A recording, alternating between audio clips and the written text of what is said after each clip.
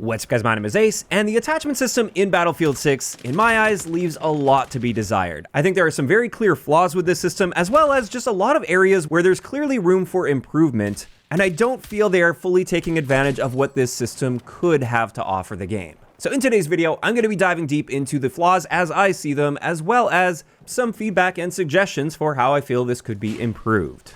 And let's start this off with what I see as sort of the big picture issue, the overarching issue with the attachment system currently. In my eyes, despite the fact that we have so many different attachments to choose from and so many combinations of attachments that you could use, at the end of the day, this ends up just being the illusion of variety or the illusion of choice and character. Because for many of these attachments, they just do the exact same thing to varying degrees. And the choice that you're given isn't so much which direction do you want to take this gun. It's more so, how many of those attachment points out of the 100 that you're allotted are you willing to sacrifice in order to improve this one particular stat? And I will be getting into much more detail surrounding that as we dive deeper into the different types of attachments. But that's kind of the general issue. However, that also pairs with the fact that, in my eyes, there's not a whole lot of character and variety within each weapon category. This is a separate issue that does tie in very heavily with this. And what I mean by this is, if you select a 4-shot kill assault rifle and you compare it to the other 4-shot kill assault rifles, really the only notable differences you tend to see are going to be to your rate of fire and your recoil. Everything else is just the same. And this means when selecting your attachments, once you find an attachment selection that's really good for one assault rifle, that exact same combination of attachments is very likely to be just as good on every other assault rifle in the game, because each gun doesn't really have a wide variety of strengths and weaknesses relative to the others. Meaning you don't really need to learn and master all of the ins and outs and the details of each individual gun and then tailor your attachments carefully to suit that particular gun. Instead, you just find your combination of attachments that work well with one assault rifle, and you can just copy and paste that to all of your other assault rifle builds and you're good to go. And that's why I largely feel this is just a big missed opportunity for them. I think there are so many things they could be doing with an attachment system like this to make it so there's some real thought put into each specific build that you're making and how it interacts with the unique stats of each unique gun, while also allowing you to take each gun in different directions as well. So you could have a drastically different feel with two different attachment combinations on this same gun.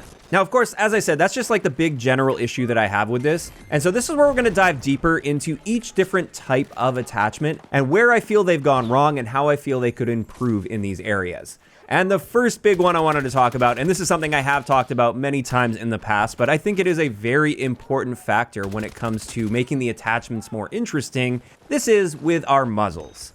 And what I mean by this is, if you're using anything that isn't a flash hider or suppressor in the game, every single time you pull the trigger, you will have a diamond that appears directly above your head in the world itself, not just on the minimap, which just draws all of the attention in your direction. It catches the eye very easily. It doesn't require your enemies to be really aware of their minimap, for instance. They just see you in the world. And because of this mechanic alone, suppressors and flash hiders are far too valuable in the game's current state. And the recoil benefits you gain from using something like a muzzle brake, for instance, aren't even close to being worth the downside of self-spotting yourself in the world and putting a little billboard above your head saying, "Hey, I'm over here, shoot me." Now, I know there's always going to be that one guy that says, "I never use suppressors or flash hiders and I'm amazing. I do so good. I'm always at the top of the leaderboard." For those people, good for you. That's awesome. You are clearly an exception to the rule. For the vast majority of players, if they go from not using flash hiders and suppressors to suddenly using flash hiders and suppressors, even if they change nothing at all with how they play the game, I'd be willing to bet for almost everyone, your performance will immediately improve and you'll be seeing fewer deaths throughout a match right away. And to me, that's just a sign of a very clear issue. In my eyes, they should just eliminate that mechanic entirely. The whole self-spotting mechanic, that needs to go. But then if they were to just remove that and do nothing else, then flash hiders would probably be kind of useless. So then perhaps they should give an additional benefit to flash hiders, like maybe a larger reveal distance on the minimap than suppressors at, like, we'll say 40 meters, just as an example, rather than 15 meters, whereas everything else has the standard 75-meter reveal distance on the minimap. Or maybe remove that self-spotting mechanic from all of those muzzle brakes, for instance, but make it so every time they fire, that diamond that appears on the enemy's minimap will linger for a longer period of time before fading away, compared to something like a suppressor. If they were to do that, I don't think it would immediately flip everything on its head and now suppressors are useless and everybody should be using muzzle brakes. It would just make it so there's no real obvious choice every single time anymore. And in some cases, especially with guns with high recoil, it would be in your best interest to go loud and go in the direction of using a muzzle brake rather than a suppressor. But even then, it wouldn't be an immediate obvious choice. There would still be a place for a suppressed build for that gun with high recoil. So that's the first area, and honestly, I think that's the low-hanging fruit here. That's something they could very easily make an adjustment to that would immediately improve attachment variety, as well as just make you think a little bit more about which attachments you're selecting.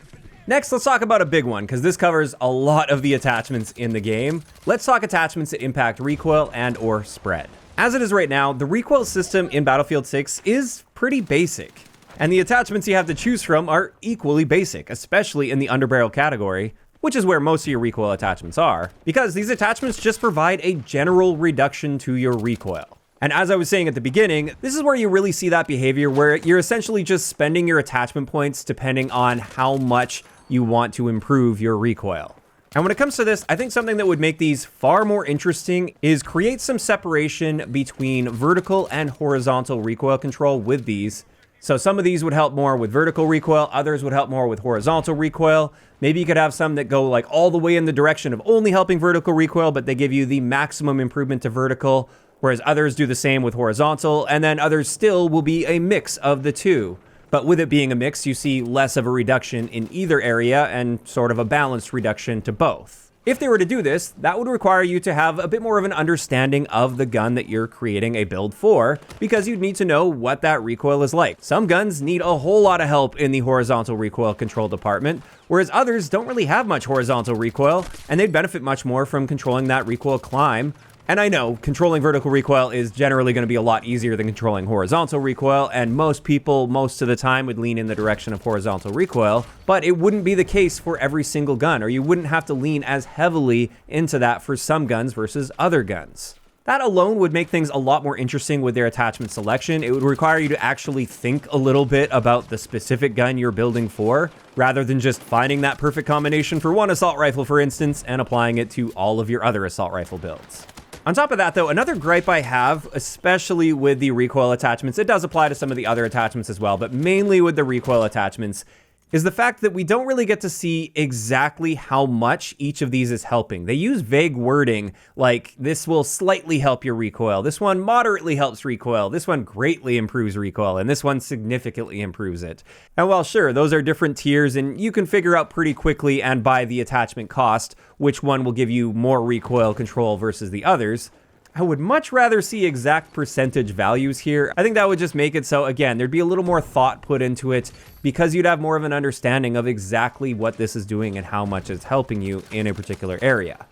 And that's not even mentioning the vague descriptions when it comes to these and how they impact your spread, because the way they've worded things leaves things up to interpretation, at least to some degree, and it is very confusing for a lot of people. So an example here, with the ribbed vertical, this moderately reduces recoil at the cost of aim down sight accuracy while moving. That's pretty clear. Your aim down sight accuracy, or spread, will only be affected while moving with this. If you're standing still, that should be unchanged according to this description. However, when we look at the 6H64 vertical, this one comes at the cost of movement speed and accuracy while aiming down sight. And this can be read in two different ways. It could be coming at the cost of your movement speed and accuracy while aiming down sight. So in that case, your accuracy or spread is only being harmed when moving. Or is it coming at the cost of your movement speed, and then separate from that, it's coming at the cost of your accuracy while aiming down sight? So in that case, that implies that it harms it even when not moving. And to make things more confusing there, the precision stat on these stat bars on the bottom right, which is a separate issue we'll be getting into in a little bit here, that precision stat, from our understanding, is generally tied to your aim down sight spread or your dispersion, whereas the control stat is tied to your recoil. But in this case, the precision stat is going up when we're using an attachment that's now coming at the cost of our accuracy while aiming down sight, or while moving and aiming down sight. We don't really know. So why is that number going up? Shouldn't it be going down? This is just one example highlighting how confusing some of this can be and how it makes it very difficult to make confident selections when choosing your attachments, because you may not be entirely sure what it's even doing for you when it comes to a particular stat. Is it helping? Is it hurting? Does it harm it in this way or that way? We don't really know. And you really can't rely on those stat bars all that much at all. I think the hipfire stat bars are actually pretty accurate because that's tied to one specific stat, and that is your hipfire spread. But even that doesn't paint the whole picture. And in the case of many of the other stats, like mobility, for instance, that seems to be a combination of multiple different characteristics on your gun. And therefore, if you see that mobility stat go up or down, it doesn't tell you which specific element within mobility is going up or down or how much it's being improved by. So that is yet another issue that I have with this system, is we have those bars that can often be vague and perhaps even a little bit misleading, and we don't really get to see very many advanced stats where they tell us exactly what is being changed with that attachment. And I know there is an argument that maybe it's a good thing they don't reveal every single number and exactly what's changing, because that just allows people to min-max even more effectively. But in my eyes, people are still going to min-max, and this just takes away the accessibility for other people to keep up that aren't like going online to watch videos from people like myself that break down the individual elements so you can see exactly what's changing. And I feel it would be better to just provide accurate information for everybody so there's no confusion there and they don't feel that frustration of not knowing exactly what's happening when they're putting this attachment on. So when it comes to that, I think it would be much better to not only list all of the attachment characteristics as bullet points rather than trying to mix them into a paragraph that may be a little bit confusing depending on how it's worded, but also I think they could do a lot better showing us some more precise values like percentage changes at the very least. And I know we can already see the comments coming, don't make this into Call of Duty, this is Battlefield, we don't need to know exact numbers, things should be confusing. And what I'm suggesting here, while Call of Duty does do this, it's not like Call of Duty is the only game to do this. Most games that have an advanced attachment selection system will give you so much more information than what Battlefield gives you here. This isn't about turning Battlefield into Call of Duty, it's just about not confusing your players when it comes to them making attachment selections. Now that was a slight tangent. There's one last thing I want to mention about recoil attachments and how I think they could make things more interesting. One thing that many of these recoil attachments do, especially the underbarrel attachments, is they improve recoil, but they harm your spread in some way. Whether that's moving or standing still, they do harm your spread. And my question is, why don't they provide the option to go the opposite direction? Maybe have some attachments that increase recoil, but reduce your spread, so you can rely less on the RNG aspects and rely more so on your raw ability to control recoil. Perhaps there's a good reason they don't do this, like maybe that would make the cheaters, for instance, that much more powerful because then they could put that attachment on and then use their cheats to make sure that they don't experience any recoil. But excluding cheating from the conversation, I feel like that would be interesting. And again, it would just allow people to make more unique builds and just provide more ability to play around with different ways to use guns. But that's recoil out of the way. Next, let's talk about ammo types a little bit. I think there is so much room to do interesting things with different ammo types. And I really don't think they're taking full advantage of that in the game's current state. And the first thing to mention here, though, is the existing ammo types, especially the ones that improve your headshot multipliers, so hollow point and synthetic ammo. The first thing I have to say about this is I do feel headshots in general should be rebalanced in the game. I think by default, headshots should be more powerful than they currently are. But then on top of that, I think there should be a bit more of a clear differentiation between hollow point and synthetic when it comes to their actual performance in the game. Because as it is right now, yes, synthetic will give you a higher multiplier than hollow point for the guns that you can use it on. But if we're just talking about the number of headshots required to be mixed in with body shots in order to reduce the number of shots to kill, it's actually very rare that you'll see any discrepancy between hollow point and synthetic, and yet synthetic costs more attachment points to use. Now that doesn't mean there aren't situations with those guns where synthetic could help, but those situations often require you to hit like 3 or 4 consecutive shots to the head in order to see any difference between synthetic and hollow point, and those situations are generally going to be quite rare with regular full auto guns at least.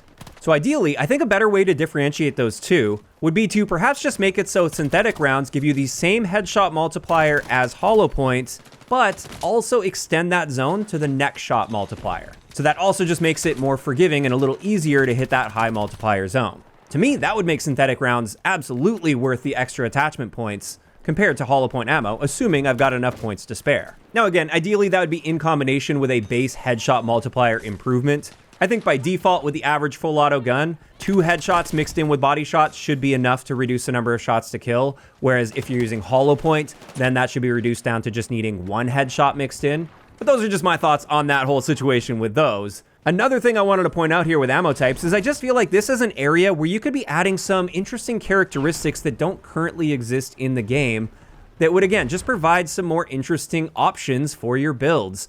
So you could specialize a little more with your setups and feel like your attachment selection really matters to your gameplay experience. So just a few examples that I can think of. It doesn't have to be these exact things, but just to show some potential here, why not have a subsonic ammo type, at least for some of the guns in the game? Doesn't have to apply to everything, but maybe for some select guns, give them the option to use subsonic ammo, and with this ammo, it could reduce your bullet velocity, but give you a quieter sound signature, and then perhaps if you combine that with a suppressor, it keeps you off the radar entirely. Instead of just keeping you off the radar to any enemy that's 15 meters or more away from you, make it so even if you're point blank, they don't get a radar signature. To me, that sounds really interesting. There is a clear trade-off to gain that power. You're losing velocity, and you have to combine that with a suppressor to really take full advantage of it. So it wouldn't necessarily be an obvious go-to choice, especially depending on how much of an attachment cost you put on that. But it would at least provide an option to make a very interesting version of that gun that you wouldn't have otherwise. Additionally, why not have some suppression ammo, even if it just applies to LMGs, but maybe they could apply it to some other guns as well. With this, when using that ammo type, it would create a much more noticeable suppression effect that could actually impact the enemy's ability to see what's going on around them and fight back. And perhaps even provide some extra counterplay to sniper rifles specifically, for instance, like cause some aim down sight sway when suppressing them and using this ammo type. Again, that's something that would provide a lot more character to that specific build that you're creating, and it would make your attachment selection actually matter to the gameplay role that you are trying to fill. Another option could be armor-piercing ammo. Again, doesn't need to apply to every gun, but maybe some guns get the option to use armor-piercing ammo that now allows you to deal damage to vehicles that you otherwise couldn't deal bullet damage to. And maybe that comes with the trade-off of increased spread, for instance. So you're not going to be as accurate or precise, but you have the ability to at least deal some amount of damage to those vehicles. Obviously, you'd have to balance how much damage you could deal to the vehicles. But again, I'm just trying to show a few examples here that highlight the fact that there's a lot of room for them to do interesting things with ammo types especially, that would end up providing so much choice and character to your attachment selections. And with that, those are the primary areas that I feel could use the most work. Of course, there's still room for improvement in other areas. Like one thing is they don't even take advantage of the potential for stock attachments in the game. That's something that could also be implemented with a system like this. It actually feels kind of strange that we don't have stock options in the game. Additionally, and perhaps related to stocks, I wouldn't be opposed to having some more control over some of our mobility on our weapons, especially our ability to improve our aim walking speed, which I know you can do with lightweight ammo, which is available on many of the guns, but that's quite a minor change that's hardly even noticeable. I think a really interesting dynamic here could be the potential to have stock attachments, for instance, that increase your aim walking speed, but harm your aim down sight spread when moving. And that might just happen naturally because you're moving faster, and the faster you're moving, the more spread you see. And then perhaps you could go the other direction and have stocks that actually harm your aim walking speed, but improve your spread while moving and aiming down sight. Something like that could add an entire new layer to the attachment system, and I think that would improve variety of attachment selection that much more. In either case, that is going to wrap it up for today's video. Overall, I definitely think they're leaving a lot of potential on the table with their attachment system in its current state. And obviously, it's not the biggest, most glaring issue with the game in general. I'm not saying if they fix their attachment system, it's going to turn everything around and everybody's going to come back and play the game. But I do just think they're not fully utilizing this, and they could be. And if they did, it would improve the game experience overall for many people out there, myself included. And of course, these are all just my thoughts on the current state of their attachment system in Battlefield 6, and I'd love to hear what you guys think about their attachment system in those comments down below. Are there any improvements you guys would like to see to this? Are they improvements that I mentioned in today's video? Or perhaps you have some other ideas and suggestions for how to improve attachments overall? Just let me know down below. If you enjoyed the video, a like rating is always appreciated. And don't forget to subscribe for more if you haven't already. I'll talk to you guys next time.